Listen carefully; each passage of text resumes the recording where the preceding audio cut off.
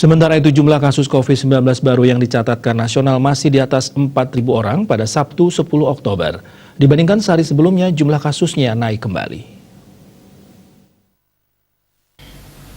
Pada hari ini jumlah kasusnya mencapai 4.294 orang, kumulatif kasusnya sebanyak 328.952 orang. Kabar baiknya jumlah kasus sembuh masih bertambah. Tambahan kasus sembuh lebih sedikit dari kasus baru. Terdapat 3.814 orang dinyatakan sembuh. Kumulatif kasus sembuh sebanyak 251.481 orang. Kasus meninggal bertambah 88 orang sehingga totalnya menjadi 11.765 orang. Dalam perawatan sebanyak 65.706 orang, untuk suspek sebanyak 151.652 orang.